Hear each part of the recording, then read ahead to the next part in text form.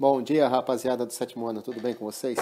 Vamos lá então para a nossa primeira aula do segundo bimestre, nessa semana que vai de 25 a 29 de maio, né?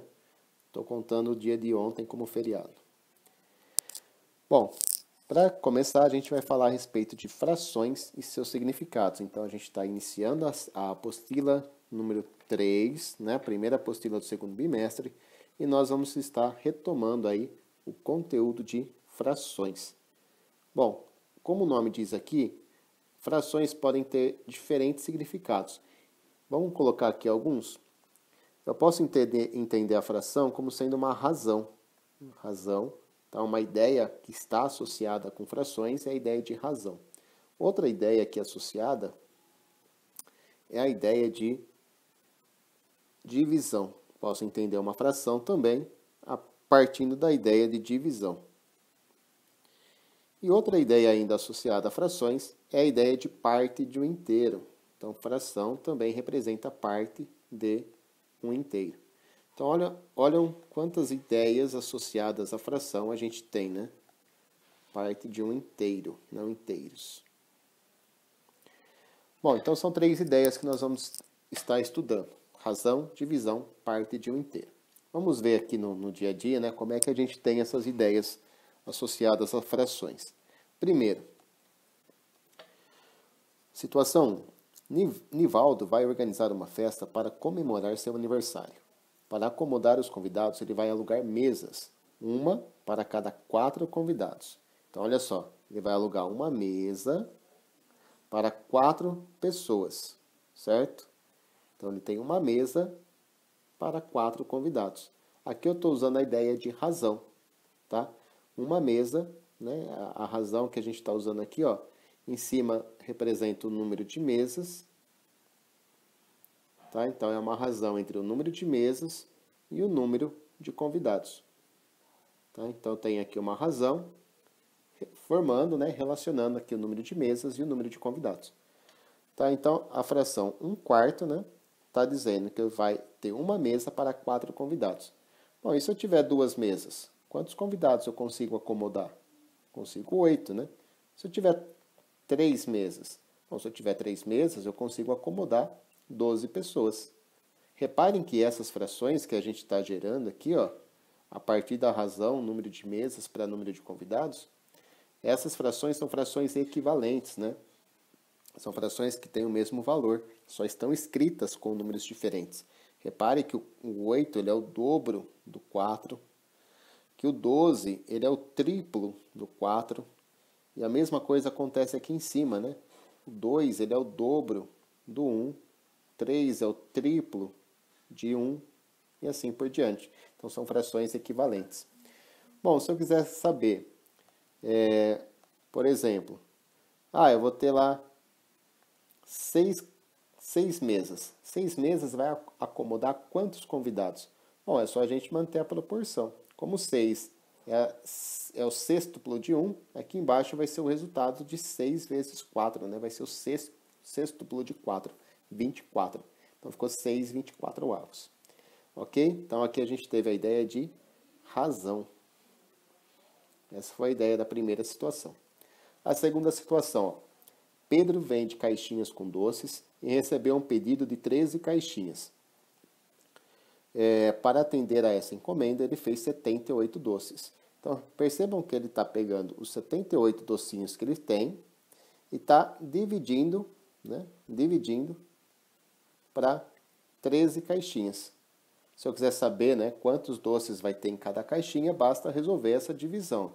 78 dividido por 13. Que vai dar 6, né? Então, cada doce aí vai ter 6 caixinhas. Mas não é isso que eu estava querendo dizer. O que eu queria dizer é o seguinte. Essa divisão, 78 dividido por 13, pode ser representado na forma de fração, onde o dividendo fica em cima e o divisor fica embaixo. Tá? Então, 78 13avos é a mesma coisa que 78 dividido por 13. A gente mantém essa ordem, tá? Quem está em cima é quem vai ser dividido, quem está embaixo é o divisor, ok? Então, aqui a gente tem a ideia de divisão. Então, a gente está usando fração, mas com a ideia de divisão, né? Que a gente tem uma fração, só que a ideia que está associada a essa fração é a ideia de divisão. Vamos colocar outros exemplos aqui, ó. Se eu tiver, por exemplo, a fração 15 terços. 15 terços eu posso entender como 15 dividido por 3, certo? Que dá 5, né? Então, 15 terços é uma fração. Ela é uma fração imprópria, né? Porque o número de cima é maior que o de baixo. E ela também é chamada de aparente. Frações aparentes são frações que determinam números inteiros, como é o caso do 5, certo? E para a gente terminar aqui as situações, a gente tem a ideia da Andréia. A Andréia participou da promoção de um supermercado e ganhou o prêmio de R$1.000 no sorteio. Dessa quantia, ela resolveu doar 2/5 para um asilo do bairro onde ela mora. Que atitude bonita da Andréia, né? Quantos de vocês doariam? Se ganhasse um prêmio, doaria uma quantia aí para ajudar as pessoas necessitadas. Então, reparem que a Andréia, né? Ela não doou todo o dinheiro que ela ganhou, ela doou uma parte, né? Doou uma fração. Então, ela doou uma fração do prêmio de R$1.000, ok? Então, ela doou 2/5 de R$1.000. Bom, para a gente saber, né, quanto que essa fração corresponde de R$1.000, a gente tem algumas técnicas aqui que nós podemos utilizar. Uma delas, né, que a gente viu bastante, é a ideia do divide pelo de baixo, multiplica pelo de cima, certo? Então, a gente faz 1.000 dividido por 5, que vai dar 200, né? 10 dividido por 5 dá 2, não vai sobrar nada. Abaixa o zero, põe aqui. Abaixa o zero e divide, né? Toda vez que abaixar, tem que dividir. E aí eu faço 200 vezes 2. 200 vezes 2 é igual a 400. Tá? Então, a Andréia, ela vai doar aí, né? Vai estar doando aí R$400. Ela não doou todo o dinheiro que ela ganhou, ela doou uma parte, né? Uma fração. Então, a gente está calculando aqui fração de um inteiro. Deixa eu aumentar um slide que eu quero resolver esse problema de uma outra forma. Uma outra maneira da gente calcular 2/5 de um inteiro, né? 2/5 de 1.000, é a gente montar uma nova fração a partir dessa aqui, ó. Por exemplo, esse D na matemática nós sabemos que é vezes, né? Então ficaria 2 vezes 1.000, tudo isso dividido por 5. Ah, também dá certo? Sim, professor? Sim, dá certo. Eu não preciso necessariamente dividir pelo de baixo e multiplicar pelo de cima. Eu posso multiplicar primeiro em cima e depois dividir por 5. Então, 2 vezes 1.000 vai dar um total de 2.000. E aí eu divido 2.000 pelo 5, né? 2.000 dividido por 5. Não vou fazer a conta, tá? Vou só colocar o resultado aqui, vai dar 400. Então, é uma outra maneira de a gente calcular 2/5 de 1.000. Mas, de qualquer forma, né? A ideia que a gente tem aqui, ó, é fração como parte de um inteiro. Então, nós vimos aí uma situação para cada ideia de fração, né? Uma situação para a ideia de parte do inteiro, uma situação para a ideia de divisão, uma situação para a ideia de razão. Bom, quando eu tiver problemas com frações, né, tem alguns passos, algumas dicas que a gente pode estar usando para ficar mais fácil de resolver. Vamos ler esse problema que está aqui, ó. Para resolver algumas situações, problema com frações, né, pode-se adotar determinados procedimentos ou construir esquemas. Veja a seguir a resolução de um problema envolvendo fração, né? Um pedreiro usou 18 peças com 4 azulejos cada uma, conforme a figura que está ao lado, que é essa figura aqui, ó. Repare que cada peça possui 4 azulejos. E para cobrir 2/3 de uma parede. Quantos azulejos serão necessários para cobrir toda a parede? Então, olha só, ele usou 14 peças para cobrir 18 peças para cobrir 2/3 da parede, né? Para resolver esse problema e outros semelhantes a esses, né, a gente vai procurar seguir esses passos, ainda que seja mentalmente, né? Primeiro passo, identificar os dados e a pergunta do problema. Então, vamos voltar lá e grifar, né?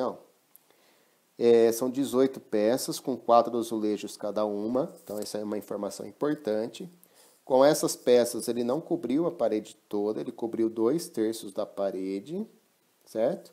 E aí ele quer saber quantos azulejos serão necessários para cobrir a parede toda. Ele não quer saber o número de peças, né? Ele quer saber o número de azulejos. Então, essas são as informações importantes que a gente tinha que grifar, né? Circular e prestar atenção.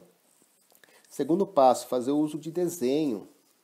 Desenhar ajuda bastante, né? Na hora de resolver um problema, principalmente com frações. Então, qual desenho a gente poderia estar usando aqui? Ó, tem uma parede. A parede geralmente é retangular, né?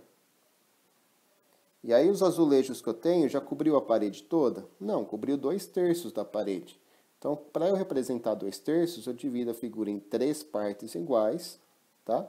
E aí eu utilizo 2 dessas partes. Então, onde foi colocado o azulejo?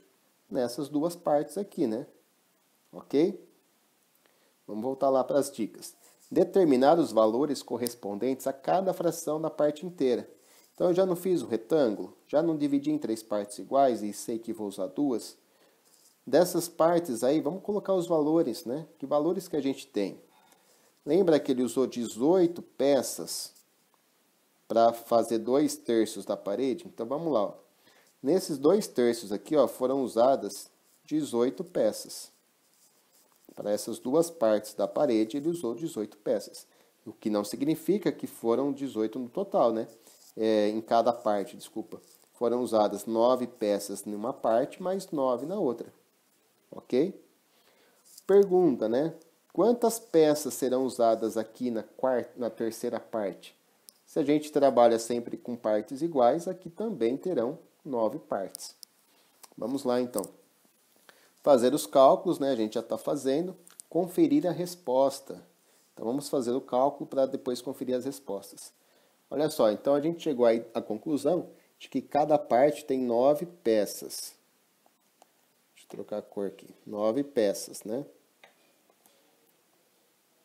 Certo? Lembra que cada peça tinha um total de 4 azulejos. Então, se eu tenho 9 peças em cada pedaço da minha parede, eu vou ter um total de 27 peças. E lembrando que cada peça tem 4 azulejos. Então, agora eu vou multiplicar por 4 para saber o total de azulejos. 4 vezes 7, 28. Põe um 8, sobe 2. 4 vezes 2, 8. Mais 2 que subiu, 10. Então, vão ser 108 azulejos. Ok?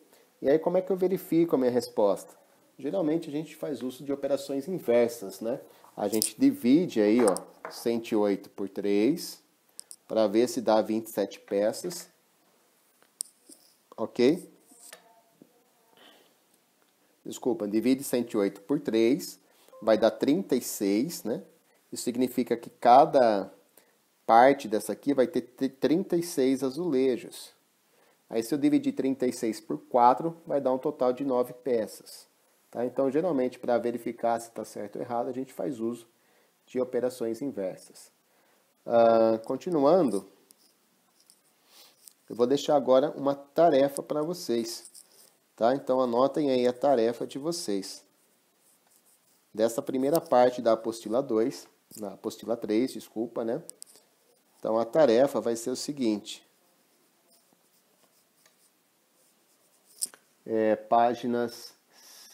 Página 8.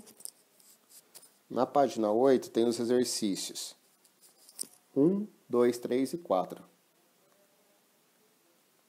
E na página 9, a gente tem aqui o exercício 5.